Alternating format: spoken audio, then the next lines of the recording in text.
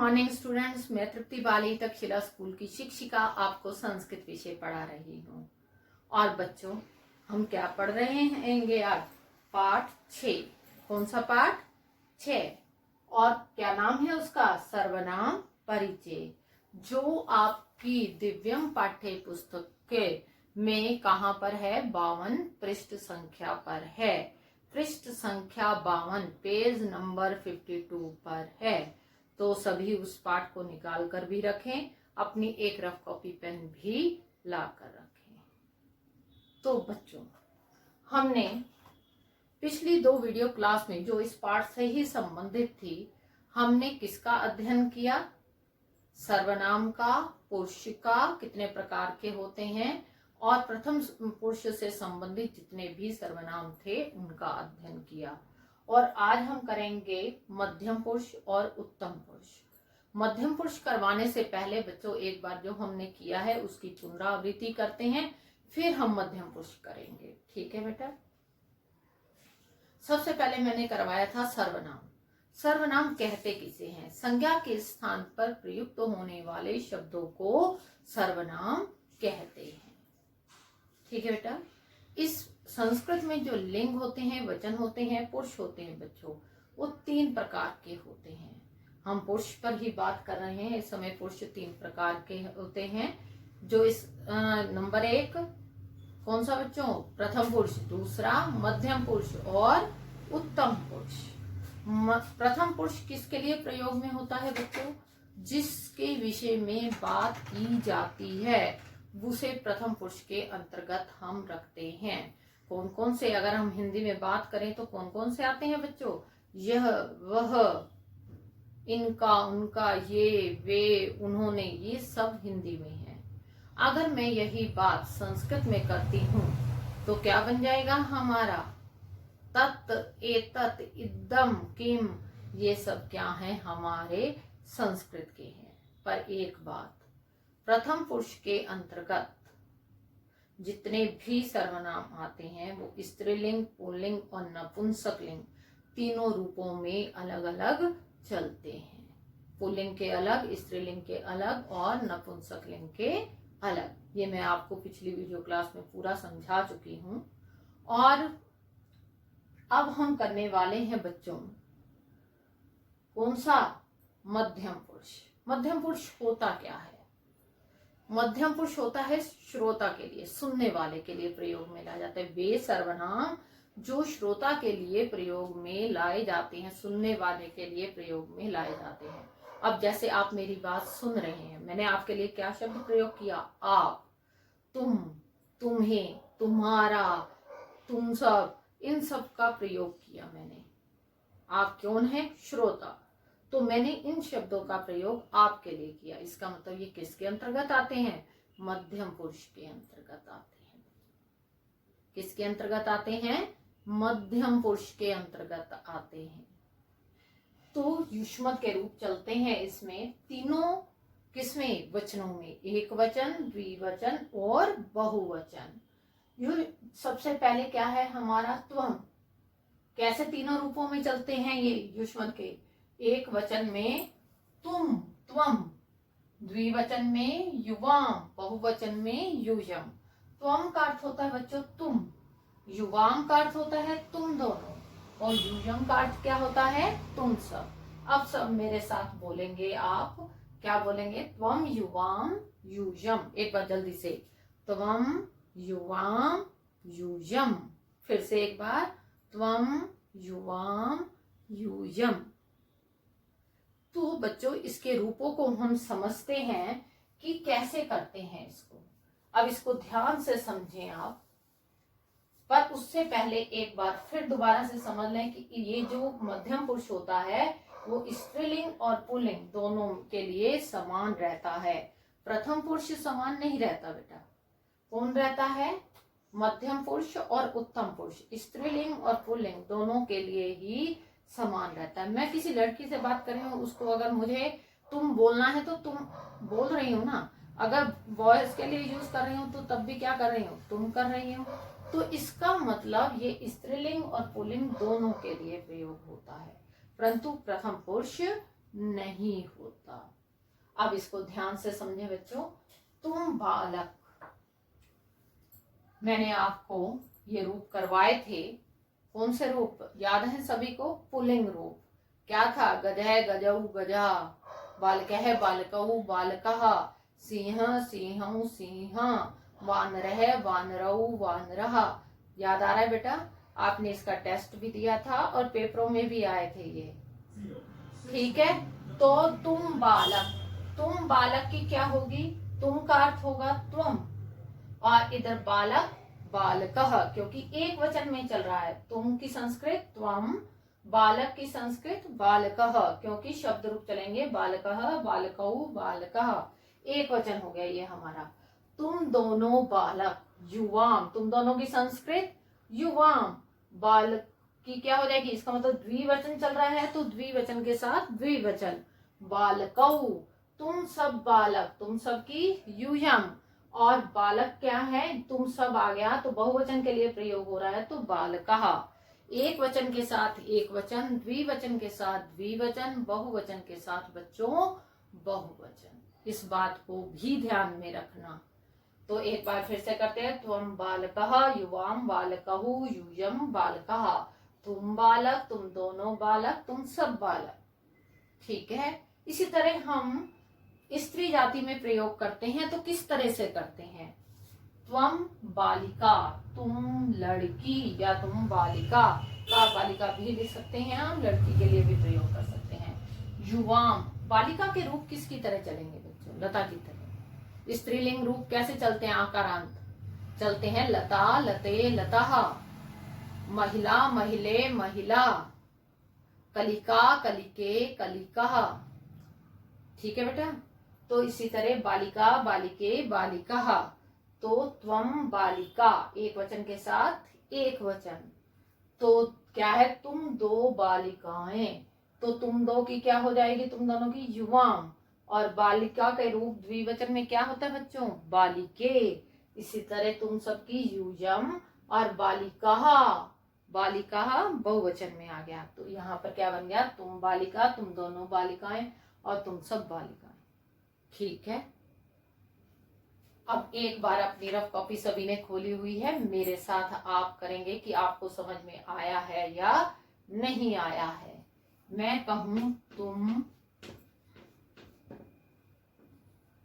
कबूतर, तुम की क्या आएगी? एक कबूतर की बात हो रही है बच्चों, तो कबूतर की संस्कृत क्या होती है? कपोतः, कपोतः। अच्छा, मैं कहती हूं तुम दोनों महिलाएं,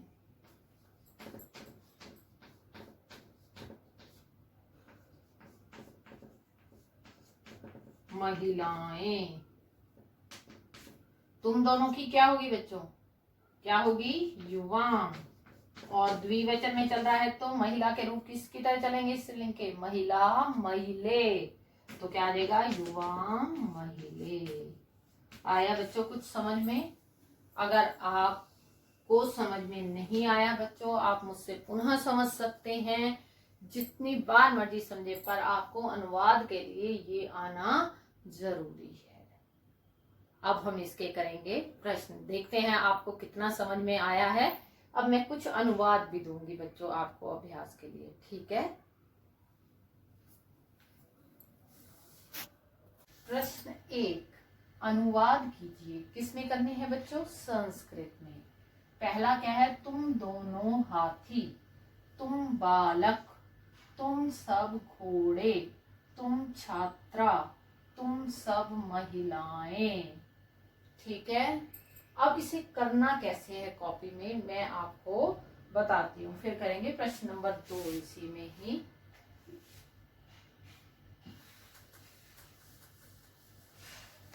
जैसे बच्चों ये है, आपने ये लिख दिया प्रश्न नंबर 1, अनुवाद कीजिए संस्कृत में। फिर लिखेंगे तुम दो, या तुम दोनों हाथी, जो भी था बेटा,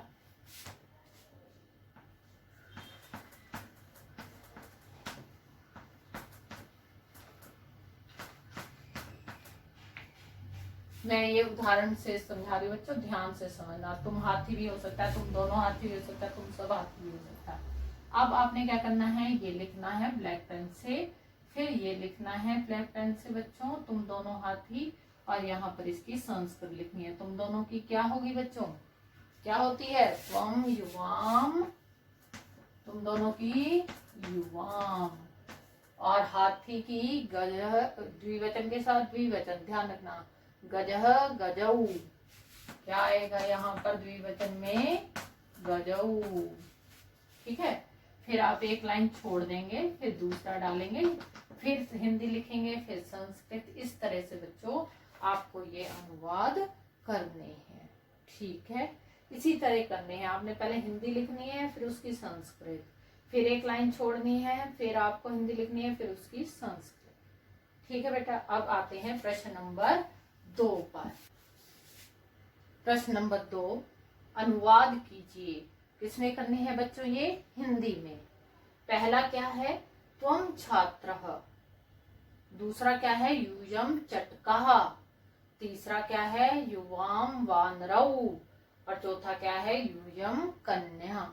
अभी बच्चों मैंने आपको बताया, उसी के अनुसार आपने कार्य करना है। कैसे बताया था मैंने, पहले आप प्रश्न संख्या लिखेंगे, फिर लिखेंगे अनुवाद कीजिए, संस्कृत में तो संस्कृत, हिंदी में तो हिंदी में। फिर आप क्या करेंगे, जिस पहले हिंदी दी हुई है तो हिंदी लिखकर फिर उसकी संस्कृत लिखेंगे, या ये दी हुई है आपको संस्कृत, इसकी हिंदी लिखेंगे, फिर एक लाइन छोड़ेंगे बच्चों, फिर संस्कृत लिखेंगे, फिर उसकी हिंदी। इस तरह से आपने कार्य करना है। ठीक है बच्चों, समझ में आया। आगे चले, हम पढ़ेंगे उत्तम पुरुष। उत्तम पुरुष के अंतर्गत आने वाले जो सर्वनाम हैं, अब उनका अध्ययन करेंगे। तो उत्तम पुरुष किसके लिए प्रयोग किए जाता है, ये सर्वनाम जो उत्तम पुरुष के अंतर्गत आते हैं बच्चों, वो किसके लिए प्रयोग में लाए जाते हैं, वक्ता के लिए। वक्ता कौन होता है, बोलने वाला। तो कौन से किसके रूप चलते हैं इसमें, अस्मद के। अस्मद के रूप एक वचन में क्या होगा, अहम, द्विवचन में आवाम, बहुवचन में वयम। अहम आवाम वयम। तो अहम का अर्थ होता है बच्चों मैं, आवाम का अर्थ हम दो, वयम का अर्थ हम सब। एक बार आप मेरे साथ बोलेंगे और लिखेंगे भी अपनी रफ कॉपी पर, अहम आवाम वयम। फिर से बोलें, अहम आवाम वयम। शाबाश। अब हम एक छोटे छोटे अनुवाद सीखते हैं बच्चों इससे संबंधित।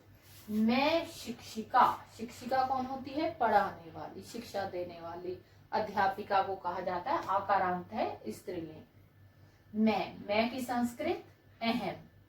और मैंने आपको एक बात पहले भी बताई थी, फिर बच्चों बता रही हूं कि जो उत्तम पुरुष है और जो मध्यम पुरुष है, ध्यान रखना, वो स्त्रीलिंग और पुल्लिंग दोनों के लिए ही समान रहते हैं। जो हम ये सर्वनाम प्रयोग करते हैं, पुल्लिंग के लिए भी वही किए जाते हैं बच्चों, स्त्रीलिंग के लिए भी वही किए जाते हैं। अंतर किसमें होता है, सिर्फ प्रथम पुरुष में। ठीक है, उसमें अलग अलग होते हैं। मैं शिक्षिका, मैं की संस्कृत अहम, शिक्षिका किसकी तरह रूप चलेंगे, लता की तरह, आकारांत है, तो शिक्षिका एक वचन का। फिर है हम दो शिक्षिकाएं, हम दो की संस्कृत आवाम, शिक्षिकाएं दो हैं तो द्विवचन क्या होगा, शिक्षिका शिक्षिके। तो हमने क्या लिखा, आवाम शिक्षिके, हम सब शिक्षिकाएं, तो हम सब की क्या बनेगी, वयम शिक्षिकाएं। क्या बनेगी, लता लते लता, शिक्षिका शिक्षिके शिक्षिका।